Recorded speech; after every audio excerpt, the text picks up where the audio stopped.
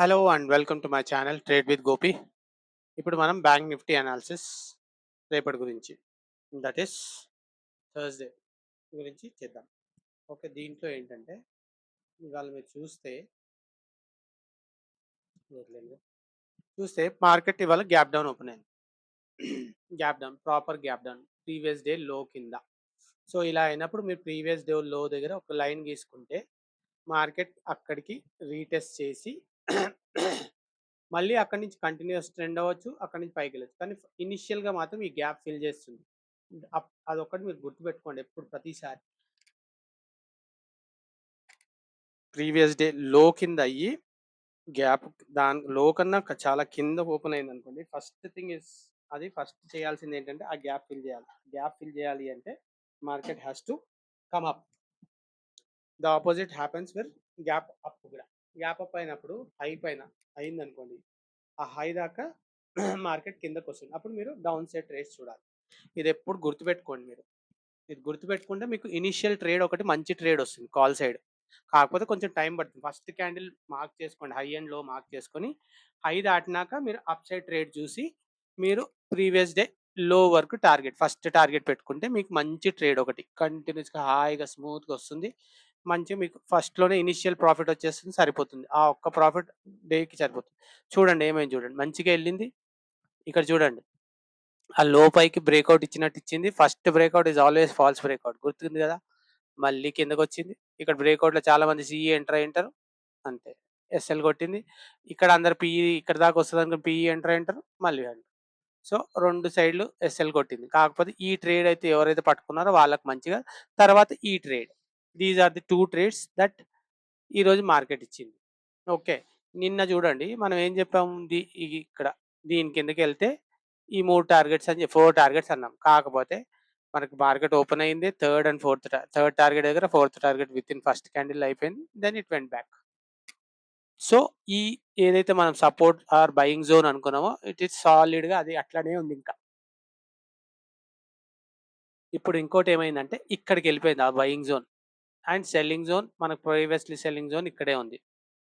So మీరు selling zone దగ్గరలో ఉన్నారు కాబట్టి ఇక్కడ మీరు ఏం ట్రేడ్ చేయకండి, ఆర్ఎల్స్ ఈ లో బ్రేక్ అయ్యేదాకన్నా ట్రేడ్ తీసుకోకండి.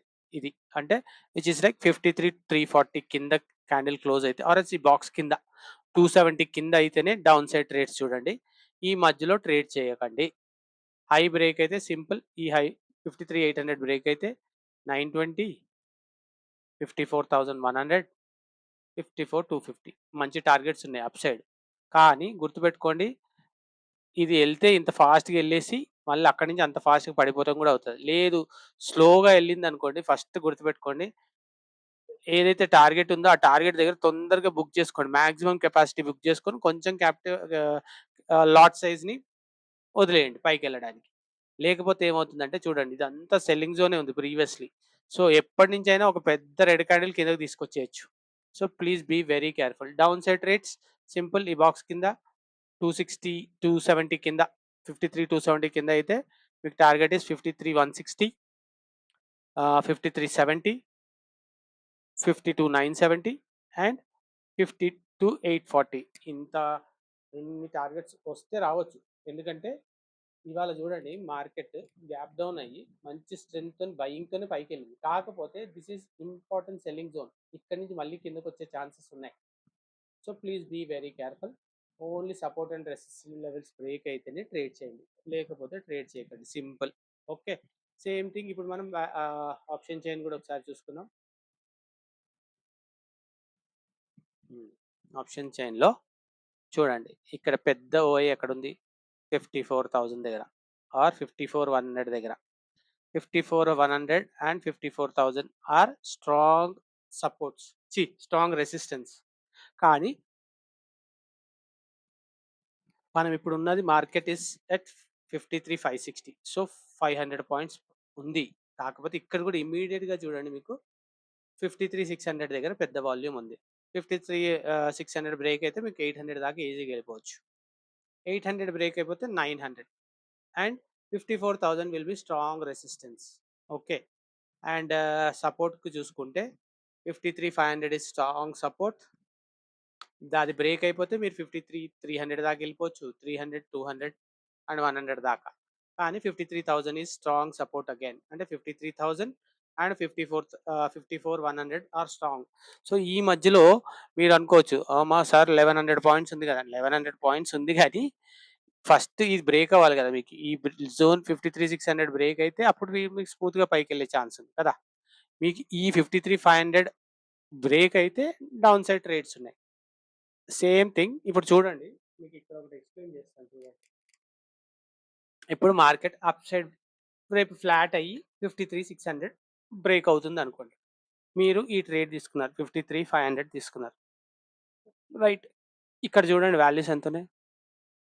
మీరు కొన్నదేమో 700కి. కానీ ఇక్కడ సెల్ చేయడానికి వీళ్ళు రెడీగా ఉన్న వీళ్ళ దగ్గర ఉన్న అమౌంట్ ఎంత? 514.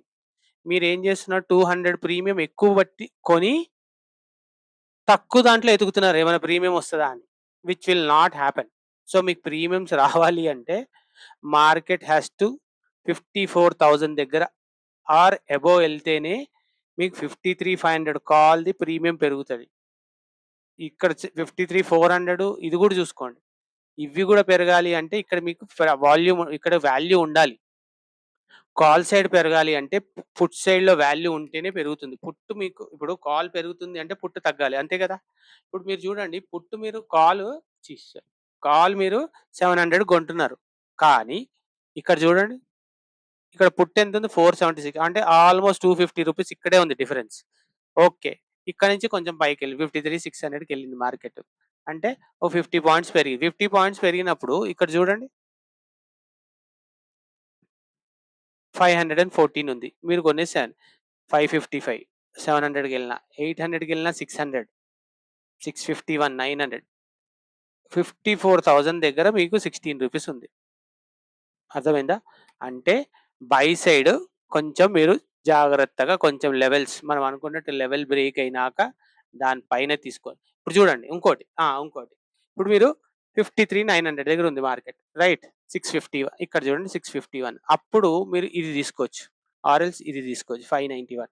53,700 ఇది తీసుకుంటే 650 ఉంది కాబట్టి 590 కొన్నాం.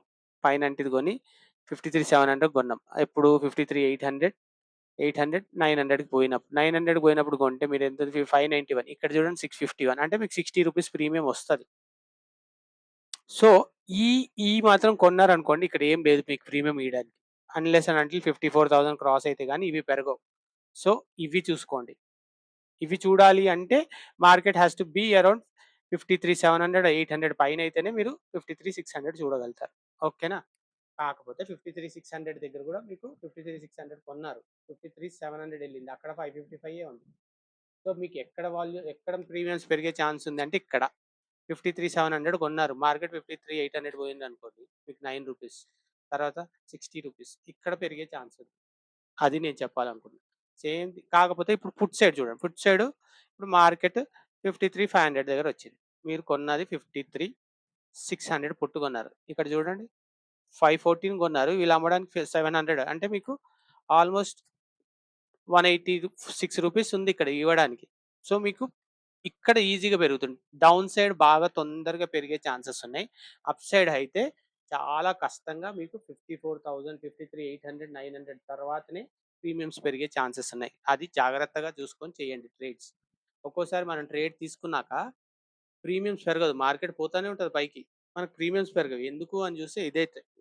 This is what will happen. ఓకేనా? So, please be very careful.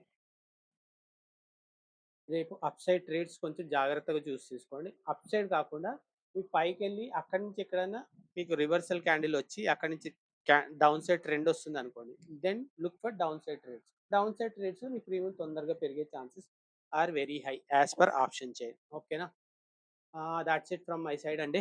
మీకు నా కంటెంట్ నచ్చినట్టయితే please like, subscribe and share with your friends. కొంచెం మీ సైడ్ నుంచి కూడా ఎంకరేజ్‌మెంట్ వస్తే నాకు కూడా కొంచెం వీడియోస్ చేయాలని ఇంట్రెస్ట్ వస్తుంది. ఓకేనా? కాకపోతే I want to help you guys. But మీరు కూడా నాకు ఎంకరేజ్‌మెంట్ ఇస్తే బావుంటదని. That's it. And have a nice day. మళ్ళొక వీడియోలో మళ్ళీ కలుద్దాం. బాయ్ అండి.